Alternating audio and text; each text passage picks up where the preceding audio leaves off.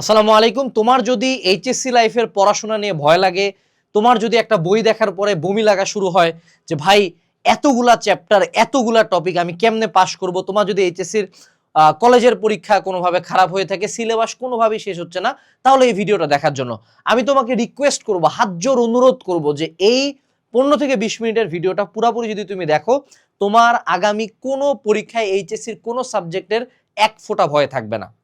So আমরা আজকের এই ভিডিওতে প্রথমে যেটা করব যে তোমাদের আমরা দুইটা চ্যাপ্টার নিব।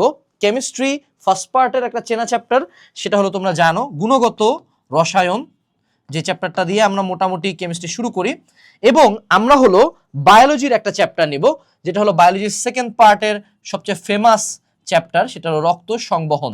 এবং আমরা এই চ্যাপ্টারগুলার সবগুলা টপিক সম্বন্ধে আগে জানবো, দেন সেই টপিকগুলো থেকে অ্যাকচুয়ালি কোন কোন জায়গা থেকে কোশ্চেন আসতেছে এবং সেগুলো অ্যাকচুয়ালি ট্রু কিনা, কিভাবে তুমি তোমার একটা চ্যাপ্টারের 50টা টপিককে কিভাবে কমাই নিয়ে তুমি 5-10টা টপিক পড়ে এইচএসসিতে শুধু পাস না, গোল্ডেন এ প্লাস না, লিটারি 90 আপ পাইতে পারো, সেটা এই ভিডিওর মূল উদ্দেশ্য থাকবে। চলো শুরু করি। আমরা যদি গুণগত রসায়ন চ্যাপ্টারটার দিকে তাকাই, আমাদের এখানে এভারেজে 2, 4, 6, 8, 10, 12, 14, 16, 18, 20, 22, 24, 26, 28, 30, 32, 34, 36, 38, 40, 42, 44, 46, 48, 50, 51, অর্থাৎ টোটাল তুমি এখানে 51 টপিকস পাচ্ছ। এটা আমি লিটারালি হাজারি স্যারের বইয়ের যে তোমাদের সূচিপত্রটা আছে সেটা তুলে আনছি এখানে। অর্থাৎ তোমার গুণগত রসায়ন চ্যাপ্টারটাতে 51টা টপিক পড়ানো হয়, 51টা। এবং এই 51 টপিক যে সূচিপত্র উল্লেখ করা, তুমি যদি আরো ডেপথে যাও বইয়ের ভিতরে, এই টপিকের সংখ্যা বাড়বে, বাট আমাদের জানার সুবিধার্থে, প্রমাণের সুবিধার্থে আমরা সূচিপত্রের 51টা টপিকই ধরলাম। এবং এখানে অনেক টপিক তুমি দেখতে পাচ্ছ। আমার যদ্দূর মনে হয় তোমরা এই প্রত্যেকটা টপিকই সম্বন্ধে পড়ছো, এই চ্যাপ্টারটুকু সবার পড়া থাকা উচিত। এখন আমি তোমাকে গনে গনে 11টা টপিক বলবো, যেই 11টা টপিকের বাইরে কোনো বোর্ড পরীক্ষায়, কোনো কলেজের পরীক্ষায় কোশ্চেন আসবে না। আমি শুধু টপিকটা বলবো না, আমি সর্বশেষ যে এইচএসসি পরীক্ষা আছে সেটার কোশ্চেনে র্যান্ডমলি চলে যাব। ওই কোশ্চেন আমি বানাইনি, আমি একদম র্যান্ডমলি চলে যাবো, আমি দেখবো না, আগে দেখিও নাই, আমি যাই তারপর তোমাদেরকে মিলায় দেখাবো যে আমি যে সাজেশনটা তোমাকে দিচ্ছি, এবং যেই সাজেশন অ্যাকচুয়ালি আমি আসমান থেকেও বানাই নিয়ে আসি নাই, বিগত বছরের বোর্ডের কোশ্চেন অ্যানালাইসিস করছি লাস্ট 10 বছরের, সেখান থেকে কেমন পরিমাণে কমন আসছে। সো আমার প্রথম সাজেস্টেড টপিক হলো দ্রাব্যতার গুণফল, তারপর হলো অদক্ষেপ পড়বে কিনা, রিডবার্গ সমীকরণ, ইলেকট্রন স্থানান্তরে নির্গত বা শক্তি নির্ণয়, এটাও সেই রিডবার্গেরই কাছাকাছি জিনিসপাতি, অরবিটাল ওর ইলেকট্রন সংখ্যা নির্ণয়, এলএমএনএস অর্থাৎ কোয়ান্টাম সংখ্যা নির্ণয়, বর্ণালী দৃষ্টিগোচর হবে কিনা, এটাও রিডবার্গ ধ্রুবকেরই ম্যাথ, দ্রাব্যতা গুণফল কেএসপি থেকে এস, এটাও দ্রাব্যতা গুণফলের টপিক, সমায়ন প্রভাবে দ্রাব্যতা, এটাও দ্রাব্যতা গুণফলের টপিক, পলির বর্জন নীতি অনুযায়ী কোয়ান্টাম সংখ্যা নির্ণয়, আর আয়ন শনাক্তকরণ। তাহলে যদি আমরা সামারি করি টপিকগুলার, কোয়ান্টাম সংখ্যা, রিডবার্গের ম্যাথ, তারপরে হইল গিয়া দ্রাব্যতা গুণফল, আর হলো আয়ন শনাক্তকরণ, 4টা মাত্র টপিক। যদিও এগুলাকে ভাগ করে আমরা আরো 11টা টাইপ বানাইছি, তার মানে আমি তোমাকে বলতেছি যে 51টা টপিকের মধ্যে 4টা টপিক যদি তুমি পড়ো, তুমি বোর্ড পরীক্ষা ইনশাল্লাহ পাস করে আসবা। যদিও আমাদের বোর্ডে প্লাস পাওয়ার জন্য আরো টপিক আছে, বোর্ডে প্লাস পাওয়ার জন্য আরো টপিক আছে।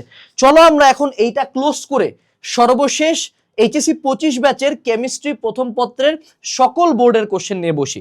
চলো আমরা এখানে ক্লিক করলাম, ক্লিক করার পরে আমরা চলে গেলাম কেমিস্ট্রি প্রথম পত্রের কোশ্চেন। সো এই জায়গায় আমরা একটু যদি স্ক্রল করি, এই জায়গায় আসি আমরা, বর্ণালী, সরি এটা কল আসতেছে। আচ্ছা, এই জায়গায় আমরা যদি একটু নিচের দিকে আসি, ওই চ্যাপ্টারের কোশ্চেন, এই যে দেখো, দ্রবণে H2 4 মাইনাস আয়ন শনাক্তকরণ একটা কোশ্চেন আসছে, তাই না? এই দেখো তো, আয়ন শনাক্তকরণ একটা কোশ্চেন আমরা পাইছি না?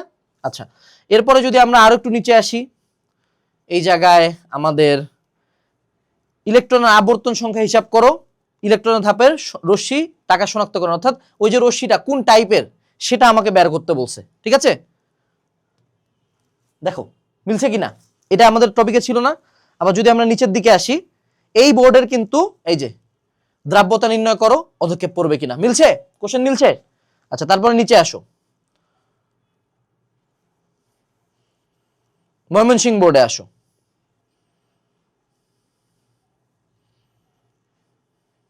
আমরা একটু নিচে যাব, কোশ্চেন যদি আমরা পাই, এই যে সুন্দর মতো এইখানে দেখো, কয়টি এল আর এম এর নাম্বার বের করতে বলছে, এটা কি টপিকে ছিল?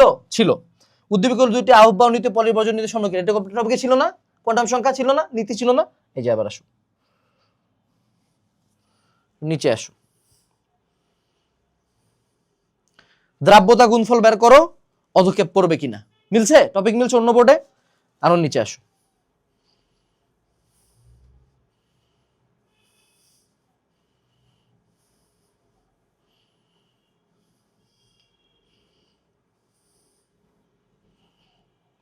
দ্রাব্যতা গুণফল কাকে বলে?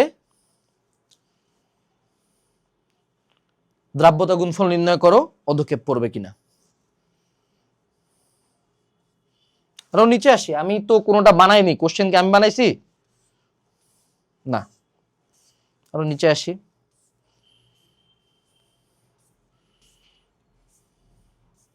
চট্টগ্রাম বোর্ডে চলে আসছি এবার।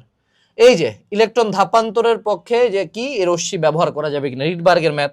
ধাপান্তরের পরে যে শক্তি স্তরে অরবিটাল সংখ্যা কোয়ান্টাম সংখ্যার আলোকে হিসাব করো। ছিল কিনা কোয়ান্টাম সংখ্যা?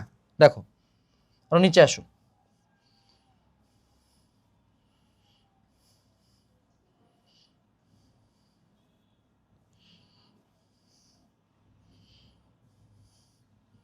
আমরা পরের বোর্ডে চলে যাই, কুমিল্লা বোর্ড। এটার কোশ্চেন তো বাই ডিফল্টই কঠিন হয়, কুমিল্লা বোর্ডের কোশ্চেন। চলো আমরা দেখি কুমিল্লা বোর্ডে আমাদের কমন আসে কিনা।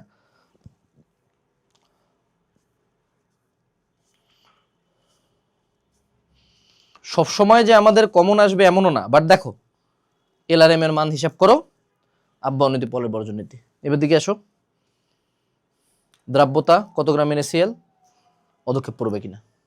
আমি যদি এইভাবে প্রত্যেকটা বোর্ডে যাই, আরো আমার বোর্ড চলতে থাকবে, এভরি সিঙ্গেল বোর্ডে আমি যে এই যে তোমাকে 4টা টপিক দেখাই দিছি না, এই 4টা টপিকের বাইরে 99% কেসে ইনশাআল্লাহ কোনো সৃজনশীল আসবে না।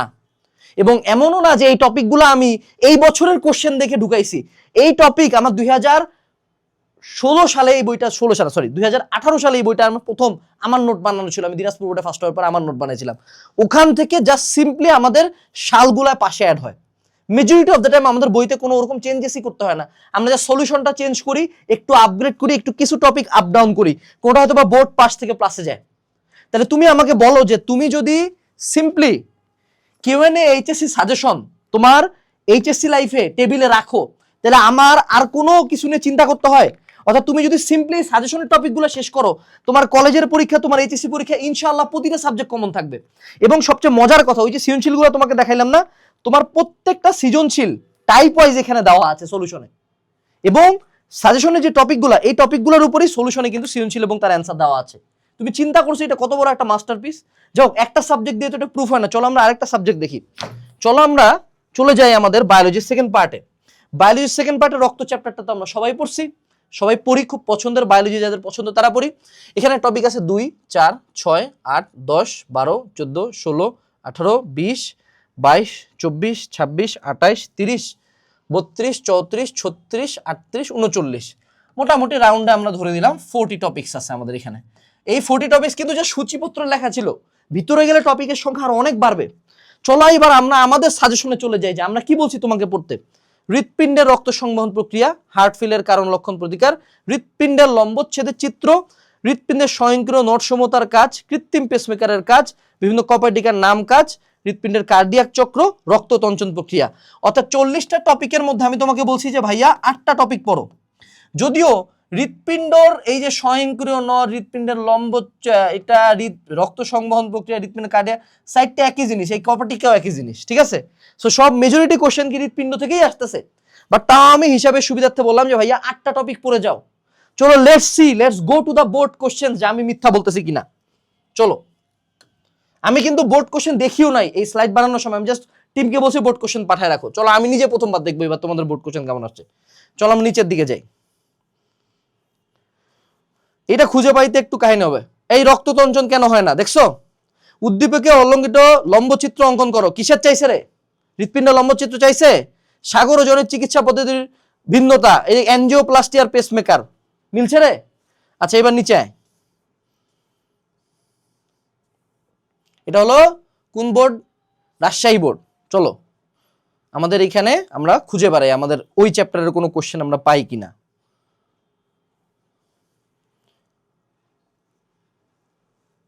রক্ত সংবহনের ক্ষেত্রে হৃৎপিণ্ডের রক্ত সংবহনের সাথে ঘাসফুলের রক্ত সংবহনের তুলনামূলক বিবরণ চাইছে। তার মানে কি ওই টপিক থেকে আবার কোশ্চেন আসছে। আবার তুমি নিচের দিকে আসো, চট্টগ্রাম বোর্ড,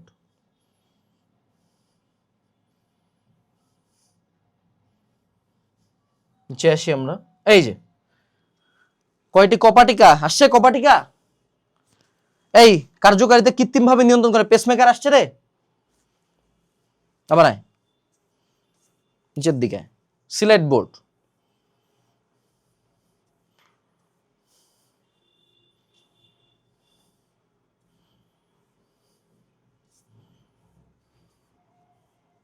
সিলেট বোর্ডে একটা কোশ্চেন ওই চ্যাপ্টার থেকে দেয় নাই। এখান থেকে দেখো আমি কিন্তু বিইং অনেস্ট, সব বোর্ডে যে একটা চ্যাপ্টার থেকে কোশ্চেন দিবে এমন না, কিন্তু কোশ্চেন যদি দেয় ওই টপিক থেকে ইনশাআল্লাহ থাকবে। এবার আসো যশোর বোর্ড,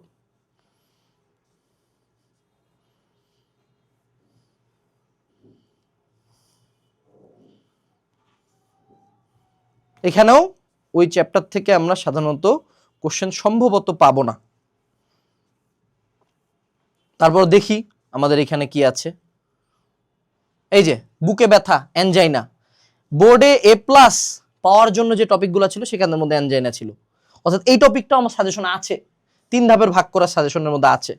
এরপর চলে আসলাম দিনাজপুর বোর্ড, আমার নিজের বোর্ড। চলো দেখি আমরা এখানে সেটার কোনো কোশ্চেন কমন দিতে পারি কিনা। ভাইয়া দেখো দেখি এটা কি, কিসের শক্ত সম্বন্ধ চাইছে, হৃৎপিণ্ডের রক্ত সম্বন্ধ প্রক্রিয়া আসছে। আচ্ছা আরো নিচে আসি। এরপর হলো বরিশাল বোর্ড,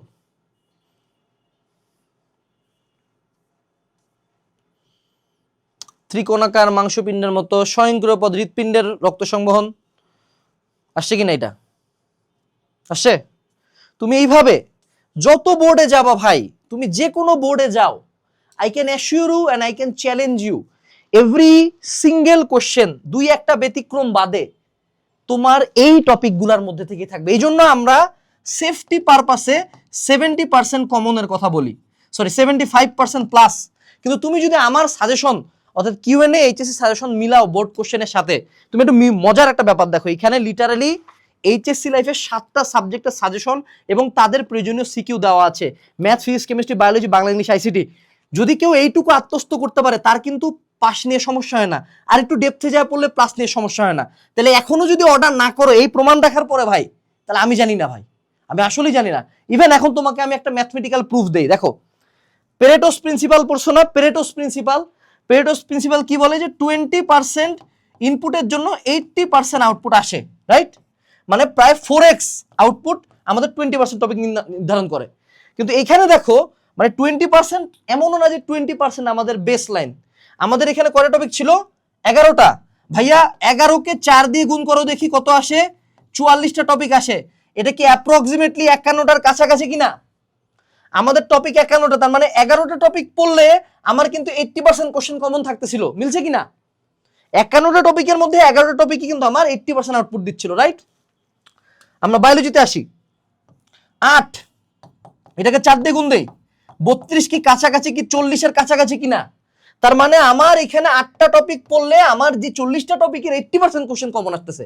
এই প্রিন্সিপালটাকে কি বলে? দিস ইজ সিম্পলি পেরেটোস প্রিন্সিপাল, বা এটাকে অনেকে 80-20 রুল বলে। সো আমরা কি করি ভাই, আমরা সিম্পলি বিগত বছরের কোশ্চেন অ্যানালাইসিস করি, এবং এটা আমরা এই বইটা পড়লে ইনশাল্লাহ আর কখনো চিন্তা থাকবে না। এবং তুমি যদি এই বইটা না পড়ো কোনো সমস্যা নাই, তুমি বাংলাদেশের যে কোনো পরীক্ষার যদি যাও, যাওয়ার পরে তুমি simply you do this thing, you do the analysing, and তুমি সব জায়গায় ইনশাল্লাহ কমন পাবা। এইটুকু ছিল আজকের ভিডিওতে, আশা করি ইউ আর কনভিন্সড। ডেসক্রিপশনে লিঙ্ক দেওয়া আছে, এখনই অর্ডার করে টেবিলে রাখবা, প্রত্যেকটা পরীক্ষায় এটার ফলাফল পাবা ইনশাআল্লাহ। টাটা।